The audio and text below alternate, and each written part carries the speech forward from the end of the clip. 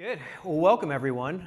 We appreciate you coming today, and while there are limited seats, feel free to move up. There are a couple extra here up front, so we'll look forward to an enjoyable discussion today as we talk about the evolving role of the Chief Data and Analytics Officer.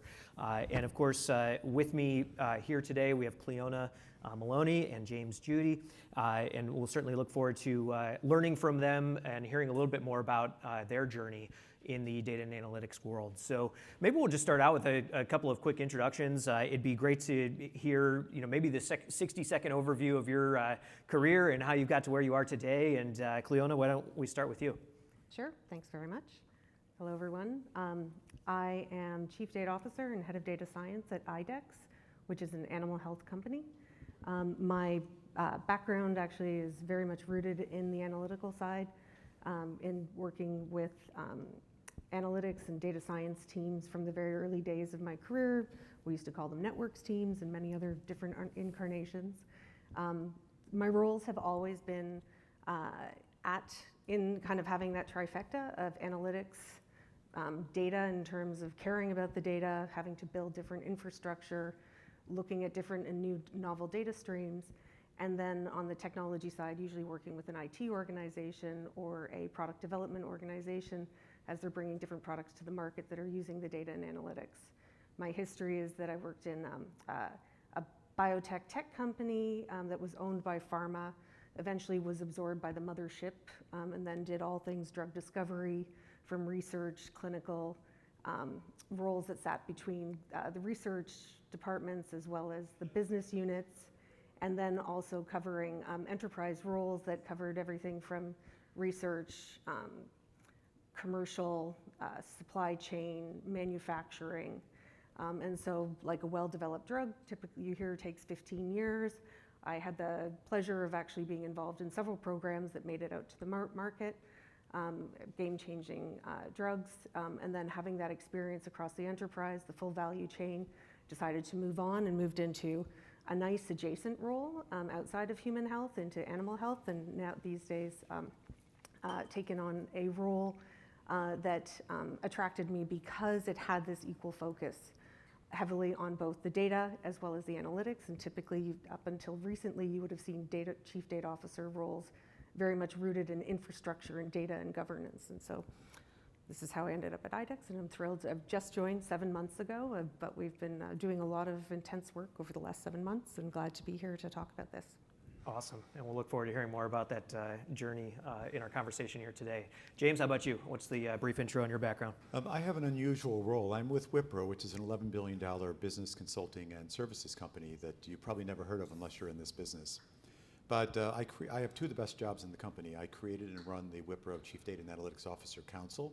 I myself am not a CDO, but I have spoken with literally hundreds of CDOs in the last 15 years, both at Wipro, the conference board, and with another large systems integrator where I created a CDO council. My own background, my second role is managing Wipro's data and analytics strategy and advisory practice. So everything but the programming, as we like to call it. So my background gives me an opportunity to watch data grow from its simplest early SQL days. You can tell by the gray hair I've been around a while.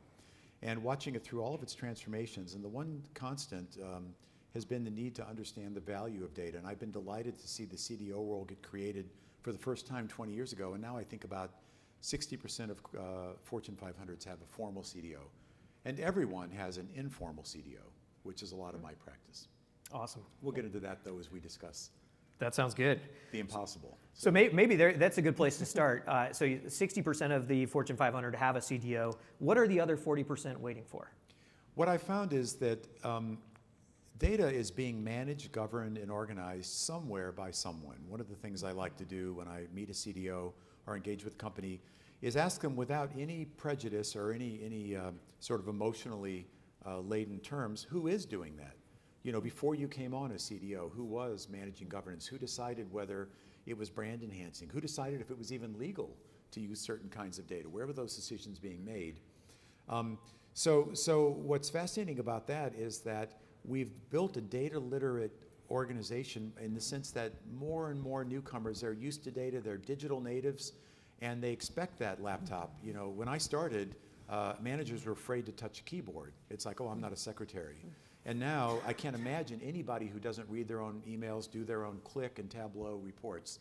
But they may not know how to integrate the data. They may not know the policies. They may not know the governance. They certainly don't know what platform to use. So those problems are just as important as ever. Yeah. And Cliona, James mentioned this role having been around for 20 years now. Obviously, it's changed a lot over time. And many would argue that in the beginning, it was a little bit more defensive structured. It's where do we keep our data? How do we access it? How do we manage data? And over time, it's become a much more offensive-minded role. But how do you balance the two of those? Because you can't ignore the defense and only focus on the fun stuff, or vice versa. Well, I think it's picking up on what James said there, the asking who's been working on this in the past when you walk in to understand what exists today, and being able to lean into all parts of the role is actually a bit of a challenge, remembering to do that on a daily basis.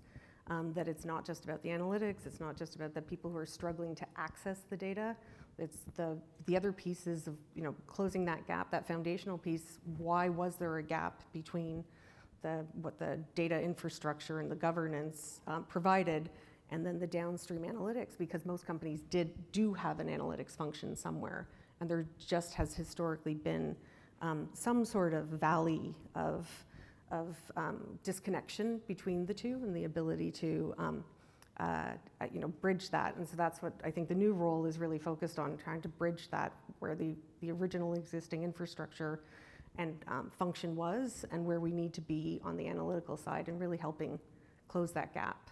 Yeah, really helpful. So part of the let's call it offensive side, you can't go 20 minutes without somebody saying generative AI or asking what are you doing with it. Is that something that should sit within the chief data and analytics officer's world, or is someone else responsible for that in the organization? I think that given the visibility and the narrative that exists, it's not going to sit in any one organization in most companies today. It has to be, right now, I think it has to be tackled in an enterprise conversation, in part because you have governance, you have risks associated. It's actually bringing a whole bunch of, let's call it the boring part of AI, to the forefront, because those pieces need to be dealt with and addressed in a way so that we can take advantage of the generative AI. That everybody's across the organization, whether they're working on workflows, whether they're working on new products, everybody's looking at it. So how do we pivot a lot of what already exists, whether it's around operations, governance, to extend to that? But it actually is great because it elevates that conversation in a way that I think is allowing things to move much more quickly. Yeah. So. And James, having run multiple chief data and analytics officer councils, what are you hearing from those individuals? Do they feel like they're prepared and ready to make investments in generative AI and educate the organization, or are they also looking for experts? Given this audience and given that we're at a Domino, I'm going to give a longer answer, so bear with me a little bit. But absolutely, the topic's come up. My council has asked me to bring in an expert and talk about that actually just in 3 weeks. But from the CDO's perspective, they don't want a TED Talk, they don't want business use cases. Very quickly, I would make a distinction between the large model, which you get off the 175 billion documents or so that it learned. You don't want to train it and learn language on your own corporate documents. That's too narrow. But there's a difference between someone like recently a lawyer went out and asked ChatGPT for citations that were relevant to their case, and it made them up. And it used them. So it went to the world and asked an answer and got the wrong answer and used it. Who's responsible for that mistake? Probably the lawyer. But internally, what we're seeing more and more of is you bring in your language model, but you point it to your own documents. So you can ask the question, how do I resolve it? How do I onboard a new vendor? What's the most likely reason sales are up or down? I do think absolutely the CDO is going to own that output. If you created a Click, Tableau, Power BI report and the output was wrong, the data was wrong, or people were using it wrong, you're on the hook. And Gen AI, if you point it internally, is no different. Gen AI, if you point it outside, I believe is the CEO's responsibility to educate people. Yeah. So that's a two-part answer. I think just to build on that, there's because I think this is an interesting opportunity in time that generative AI, and to your point about doing the fine tuning on your own data, it gives a chance to elevate your internal data to having a conversation about the value of that, and getting the investment. I'll just say it's been a very interesting time to elevate that type of conversation and to have that lens and look for the practical pieces that will enable generative AI. That probably some of those conversations I think just have been harder to have up until now. They look like they're just heavy lift, heavy conversations. Put it under the lamplight of generative AI, and it's a totally different opportunity for the CDO. Yeah, really helpful. So I've done hundreds of executive searches for data and analytics leaders over the years, and I'd say from maybe the 2011 to let's call it roughly 2016 time period, that role almost always, 95% of the time, reported into the technology organization. CIO, CTO, global head of tech and ops, whatever the title was. And of course, the argument for it sitting there was, well, I is for information. That's data. Like, of course it reports into a CIO. Over time, in the last 5 or 6 years, we've seen a bit of a shift of reporting lines and structures. Cliona, you report into technology today. What pluses and minuses do you see in that reporting structure? I think when you report into technology, depending on what your company's doing with technology in terms of its product development, there's the risk that you're very focused on product development, right? And making sure that you're still operating in an enterprise way, and that as you come into a company, you're having the right conversations, you're setting yourself up for success, you're starting to set up the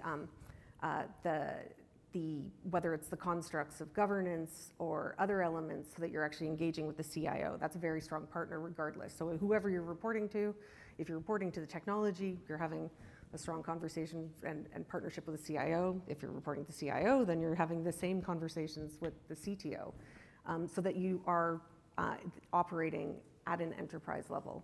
Because I think that's the inherent risk, is you're going to over-index to whomever you're reporting into, and if you don't outline and kind of create that enterprise landscape really quickly, it becomes a harder conversation and a harder path to tread to gain that traction over time, in part because you have something like generative AI, ChatGPT, starting to create different conversations in different pockets. And if you have an outreach to those individuals across the enterprise, then it's going to be a longer term challenge to get those people into the fold as you're trying to actually build the capabilities that help them, whether it's ops, governance, and other pieces that they need to know about. Yeah.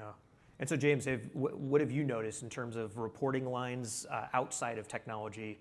Are there other areas that a chief data and analytics officer could report into? Absolutely. I have a quantitative but unscientific survey I've been doing with CDOs I've talked to the last couple of years. And granted, it's a self-selected set. A company like Wipro tends to sell to CIOs, so I see that. But about half of my CDOs have arisen from database administrators. We were joking about this morning. If you're under the age of 40, you probably never even heard of that role. But they became sort of the best person in data, and they're at the top of the data heap.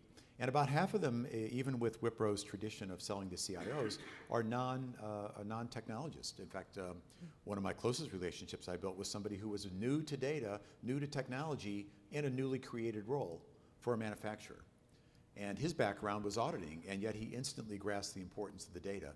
So what I tell them, the ones that are in, and about half of those that report to CIO also own the platform, which can take every molecule of oxygen out of the room. Running platforms, reducing expenses on licenses, and you're trying to have a literacy and a culture and direction conversation. No matter how down in the weeds they are, I tell them, please put on a different hat, think and act differently, and go to the board as a real CDO. Don't go to the board as the guy that runs the platform and is going to talk about how many people have elevated and started using the tool. So that's my advice. If you are in an IT, and it makes sense to do that, make sure you carve out that data and directional role completely separate from anything else you do on the plate. Yeah. Last year, we surveyed more than 1,000 executives to ask about reporting lines and structures. I found it intriguing that 30% in Europe reported directly to the CEO. And in the US, it was a little less than 20%. We did one search, I think, that I can think of in the last 2 or 3 years where it was a direct to the CEO for a Fortune 250 company. And that CEO wanted to make a statement to shareholders, to the board, we are investing in data and analytics, that's why we're hiring this person. Do you have an opinion on the future of this role? Should it be a direct report to the CEO? So Ryan, I'm going to jump in for a second on that.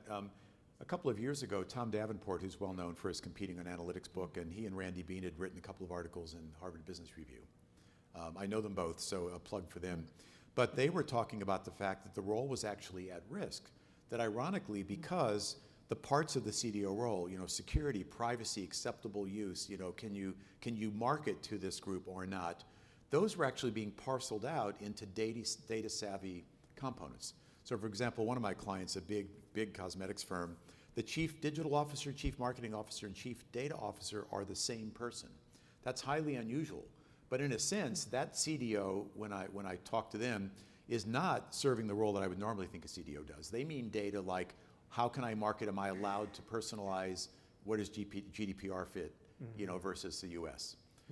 So the answer is, ironically, it may be so successful that everybody wants a part of it. I will see whether Tom's prediction plays out, but he was predicting that we might end up losing the role for good reasons, that everybody wants it. Much like webmasters, right? That was a big deal 30 years ago. Now, who thinks about designing a website? Right. It's seen as creative, not technical. Yeah. Would you agree, Cliona? Or I actually different point of view? I do. I think that part of the mission is to ensure at some point in the future that there's a distributed capability that's infused throughout the company, right? There may still be practitioners and there may still be some central function, but as a central function that exists in perpetuity, I don't believe that that's the case. Yeah. I'm not sure that the role disappears, but maybe what it serves and how it serves is different. Yeah, the less platform, less let's reduce license cost, less should I be using Hadoop or something else. Those are conversations that have nothing to do with data value. Yeah. So shifting gears a little bit, as we talk about tenure in this role, we, again, as we're looking at that survey that we conducted last year, one thing that we found is that only 10% of executives, their role has existed for more than 5 years. Now, interesting, at least 43% have existed for the last 3 to 4 years, right? So at least this is becoming something that is now in the everyday language of an organization. Certainly that plays into tenure and how long executives are sitting in this role. What have you noticed are maybe some best practices for setting someone up for success in a chief data and analytics officer role versus those who seem to maybe bounce between roles every 18 to 24 months? I would say one thing that you want to get a sense of is you're coming into the role and you're establishing yourself, or you're getting the feedback as you're from the company that you're entering, is the commitment and the interest to use the data to further their business, right? And to extract the most out of it. Some companies will be very focused on their product data and getting that to the customers as needed, but it's that internal secondary use, the interest in enhancing and seeing that data and making decisions using it. You can tell if a company is there or not if they're talking in a data-driven mindset. In some places, it is completely foreign. They say that they're a data-savvy company, but they don't use their own data to make decisions, and that's still actually new for many companies. How they take it seriously in terms of embracing it and resourcing it. That's kind of being able to balance that against what they consider their core business of developing a product and getting that to market and establishing the value there versus valuing the data. You can really get a sense for, I expect, in terms of tenure and how well you will do at a company on that basis. Any other observations, James? Yeah, I think a part of it's going to sound trivial, but I want to drive a little deeper and do an example. You do need executive buy-in and you do need quick wins. So, okay, we've all probably heard that forever. But how do you really, really make that happen? And one of the, let me give you an example where You can't always just say, I'm going to hand out quick wins and make sure that the sales report's a little better quality every week, or I add a new region more quickly.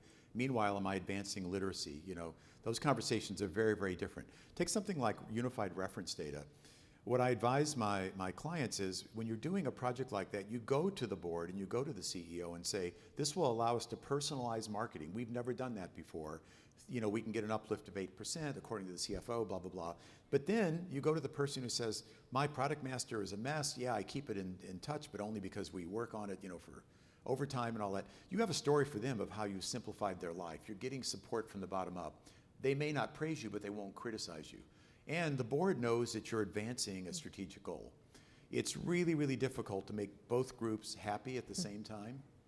They want you to work only on the punch list, or they want you to do nothing for 3 years but advance literacy, and you won't survive to do it. So my recommendation is, don't necessarily do things differently, but think about how you change the language and the audience, and you really got to be a skilled politician in a case like that. That's what I've seen. Yeah. So along those lines, so often the ask is to bring someone in who's an evangelist. Cliona, since you're a practitioner, how do you determine how to split your time between evangelism and getting people excited versus actually doing your day-to-day job and being an operator too? Well, the evangelism piece usually comes through demonstration of use cases or animating the goodness that they didn't realize they had in their own data. The evangelism for literacy generally can only get you so far. I think the other piece is making sure that when you're doing those use cases, they don't turn into like a graveyard of POCs. That they are something that can be measured over the long term, and that's where the evangelism comes in, where it's showing your work through the use cases and demonstrating the value and being able to track that in a long-term way. The notion of showing off a bright shiny object with AI, usually, I think we're past that. We're well past that. Yeah, definitely. Good. So how important is data literacy within an organization, and how can you promote it? Even today in our own company, we've got 2,500 people. They asked Brittany and I to give a talk internally about AI 101. How do we get people excited? And I think both of us, we do not have technical backgrounds. We're just trying to educate our peers and get them excited so that they can have a somewhat competent conversation with a client. So within your own organizations, what have you noticed are best practices to get people data literate, even if they aren't sitting within the data function? I'm going to defer to you for a minute while I think of a few. Sure, absolutely. I'm going to do a little bit of hand waving because I think it's an important point for us as technologists. In the path that I've been on, we've digitized more and more data, which I absolutely love. You can now find out how many cars were in the parking lot in addition to the sales by category and returns, all that stuff, right? And we've been able to organize it. We've moved beyond SQL, and you have all these different models of doing these petabyte scale databases, and then we get it into a consumable form, BI and reports, and we're so excited, as we should be, tremendous advances. But look at it from the day in the life of business. So they start with a basic curiosity. Does anybody even care what the number is? Do they have the literacy to know how to turn that curiosity into action? If a child becomes interested in the subject and doesn't know how to use it, how to look up a book or find it, they're going to lose interest. Then there's the BI reporting tool. Traditionally, that's where IT and business have intersected. Is we gave you a report, and business's job is to complain that the numbers aren't right, and IT's job is to say, but they are. But then you also need the storytelling.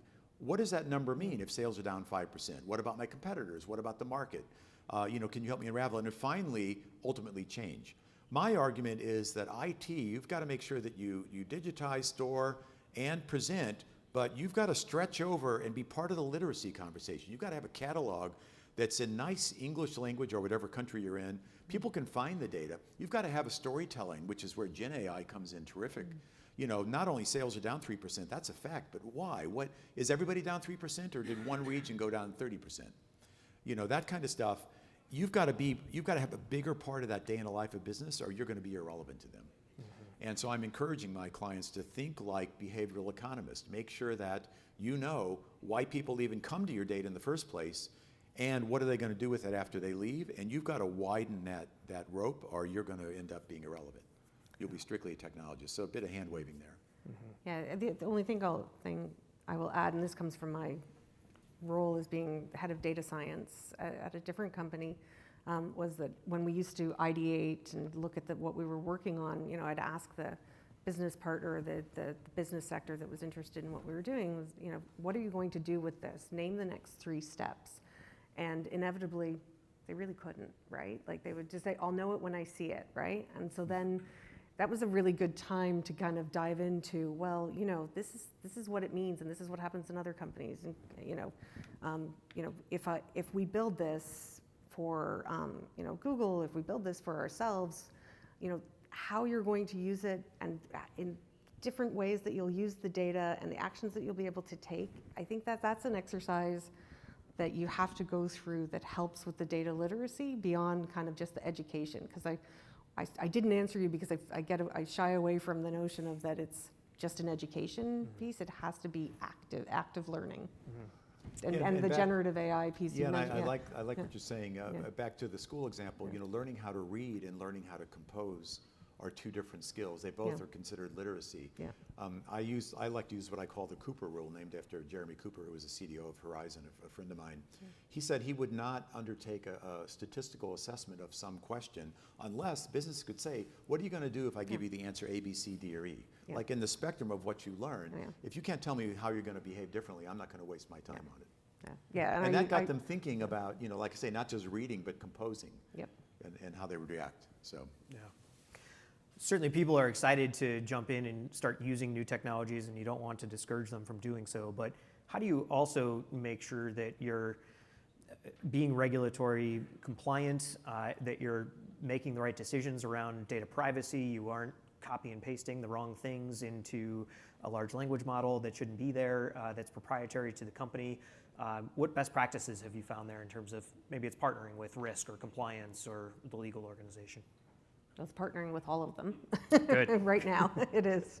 It has to be, it's kind of all hands on deck, full court press, all of that, any analogy you want. But I think more generally, there's, coming back to your point about like what's the future of the CDAO role, that you establish it in a way that it's federated, that it can be taken up, digested, and micro-learning, however it works across the organization, so that it can get embedded in terms of their practice. I guess, my history is in human health, and some things that have just been ingrained in me since my early days around privacy of data and handling of data. I realized coming into other companies, it's not always the same, and so how do you actually get that out really rapidly, especially with the emergence of generative AI? It has to be, you have to set yourself up to be federated very quickly. Otherwise, I think centralization is just very tough. Especially, things will keep moving quickly, and you'll always be trying to catch up. And if you're not engaging in a federated way, you're not going to reach those far corners where it might be the highest risk. Yeah, when you're centralized, you can enforce rules, but that comes at a very high price. You can also enforce rules in a federated, and that's the right way to do it. What I sometimes see is there becomes very technical at some point, and I would encourage the CDO to separate from the technology. By that I mean, take an example from banking and loans, which is an area I know well.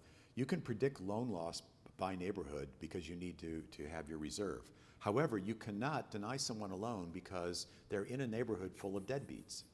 Even though a neural net or an AI might say, yeah, chance of that person defaulting is very high. So you have to distinguish between what granularity is allowable at what times, and there are technologies that actually enforce that. So it's a little complicated what I'm saying, but you need to set the policy that only in the aggregate can you do such and such, loan loss reserves or probability of something, but don't you dare email that person individually and tell them they've been denied because of their neighborhood. Yeah, the right kind of governance. Yeah, exactly. So the CDO has to set the rules, but the actual technology to make that happen is really quite good. You can lock things down in a very granular fashion. Yeah, good. So one final topic, and then maybe we'll open up for a little Q&A, is really the opportunity at the board level to have a conversation around AI, data, and analytics.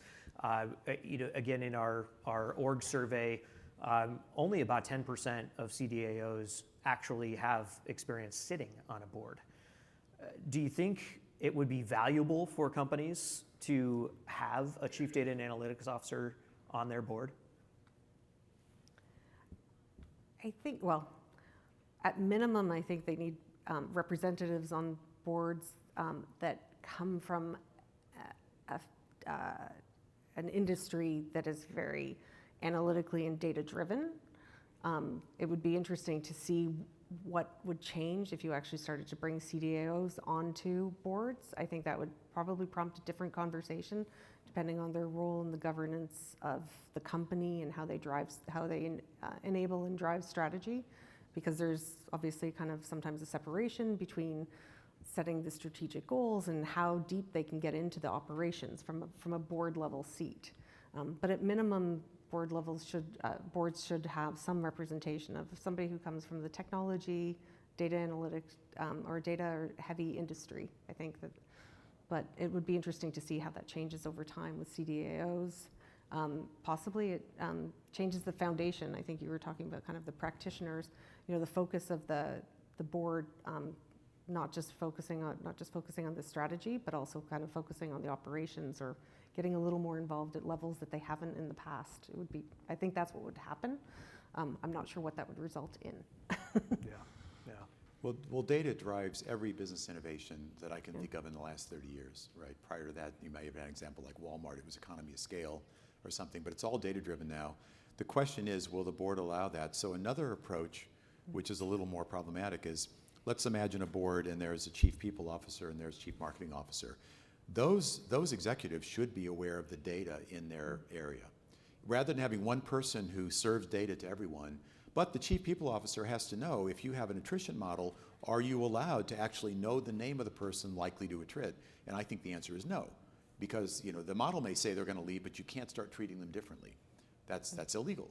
The chief marketing officer should understand GDPR in the US and all that, but they should also know that things they can't do, mailing a 13-year-old girl with pregnancy, whatever the target example.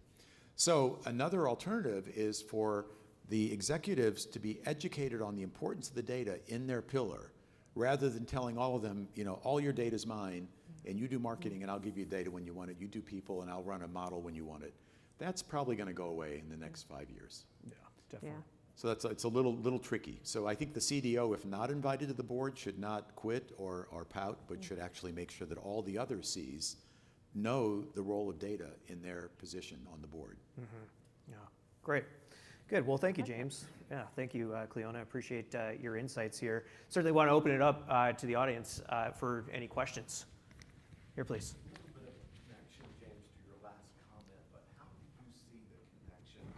Oh, forgive me, but how do you see the connection between data aggregation initiatives like data lakes and the appointment of or the rise in CDOs? I'm curious because of your last comment on some of those issues. Yeah, they definitely correlate. I don't know which came first, but whether it was the technology allowed more and more data. The data lake itself, I have a personal opinion, was sort of unfair. You say, okay, business, you wanted the data, here you go, try to figure it out. So that's now been taken over by data mesh and data product owners, but there's still some structure. To me, whether they physically sit in one spot or they're virtualized is an economic question. You calculate how often you're going to ask and the cost of the cloud and all that. But I think that absolutely the CDO's role is more important when the data has become bigger and more interesting. If you really still just have your customer list, your product list, your shippers, and your factories, you didn't really need a CDO in 2001. In fact, Yahoo was the first to have a CDO because they had a lot of data. But a typical manufacturer didn't need a CDO in 2001. But now that you're measuring everything, demand indicators and predictors and weather and economics and all that stuff, absolutely. I think the complexity of data has been a great elevator for CDO stature, if I'm answering your question. Yeah, thank you. Another question, please. Thank you for this great session. I'm in healthcare life sciences, and we are constantly having a conversation trying to figure out what our data is worth in dollars. We think it would be very valuable to drive investment in data infrastructure if we knew that. And quite honestly, I don't know anybody who has figured it out. Do you have any thoughts on how to assign dollar value to data assets? I'm going to give a pitch to a name some of you may know, Doug Laney, who was at Gartner and created Infonomics. And now he's an independent. He actually spoke at my council a few months ago, so we're friends. He started off by literally valuing data. You know, if you're like a Dun & Bradstreet and, you know, that's your business. What is, you know, the classic book value is they add up the cost of the chairs and computers, and it's terrible, right? But what he's been preaching, and the reason I brought him in, was how the value of your data to yourself is also very important. You know, there is a point, like with marketing data, where it literally isn't worth the cost of improving quality. One of the phrases I've heard for decades is garbage in, garbage out, and we all nod, you know, and yeah. But really, you can tolerate a lot of garbage. You have to tolerate a lot of noise in some of these extra new data sources, like marketing signals and all that. If you try to get that to super high quality, you're going to go bankrupt before you get an answer. So to your point, you know, if it's data around actual clinical behavior and discoveries, you cannot miss, you know, something. If it's data around market signals and are people really willing to take a therapy or not, you can accept a little fuzziness. I don't know if I'm answering it, but you know, the quality of your invoice has got to be to the penny. The quality of your marketing data can be a little fuzzy. And if you treat them all like garbage in, garbage out, data's got to be good before we do anything, you're going to be sitting there until you die. My answer would have been a lot shorter, but fairly Okay. similar. No, in the sense, no, but I'm just saying it wasn't as well thought out in the sense, but it was that similarly, you kind of have to hone in on certain data segments rather than focusing on all data and trying to solve it all, because you will find you've wasted a lot of effort, you've wasted a lot of money, and we've seen a lot. I mean, there's probably, I would say in the early 2010s, a lot of the CDO-like efforts were, you know, we're going to solve it all, and a lot of that failed. So, Yeah. My experience is in federal, and I'm curious how this compares to commercial based on your all's experience. So in federal government, the data governance tends to be very heavily oriented toward writing policy, read Word documents or bad PowerPoint pages, and a lot of meetings. To me, as a solutions developer, I sometimes say to CDOs in government, if it's not in code, you don't have a data strategy, because data is controlled, it's made available, it's made discoverable, et cetera, in code, not in Microsoft Word or Microsoft PowerPoint. So I'm just curious commercially how you react to that, how you see commercial companies in terms of their implementation of governance. So from my perspective, I look at it very similarly. It's about what you're trying, it's less about data governance and the policies as much as what you're trying to enable, the flow of data, to whom, when, what data they should be receiving, what data they should be seeing. So and that's encoded, right? It's less about setting out a policy. That said, there's a minimal amount of that piece that needs to be available as a reference. That's that federated piece that I'm talking about. That if it's only enshrined in code, you're probably, you know, there's a reason we have tech docs and other things as well. So you need some level of that, but it can't all be just some centralized governance committee, you know, death by committee, right? So I think it gets to the fact that in government, and I see a lot of very good data governance policies and writing and coming from the US government, from Europe, from the Mideast. Mideast is very strong, but it's all very defensive. So they sort of tell you how to protect the data and where to keep it. They don't tell you how you should use it, can you combine it, how do you be creative? And that's the nature of the job, right? Is, you know, the IRS needs to protect my data, but I'll leave it to someone, let's say in the Census Bureau. Actually, a friend of mine who just got his PhD, a son of a friend of mine, that's what he does. 50% of his time is imagining hypotheses that connect, you know, different parts of IRS data and revenue with underlying markets. But he doesn't publish that, and he doesn't go out and he doesn't make policy.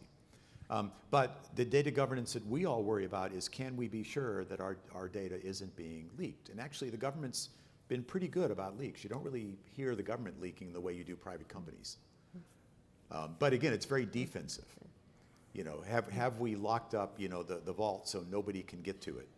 Which is very different than the encouragement someone like you needs, which is, what can we do with this? This is awesome. Two different sets of policies. Yeah, well, I guess I've always been a cautious optimist, so that Yeah. awesome word terrifies me. Okay. The awe part of the awesome. Yeah, I've seen some things. Yeah. I've seen some things. Yeah.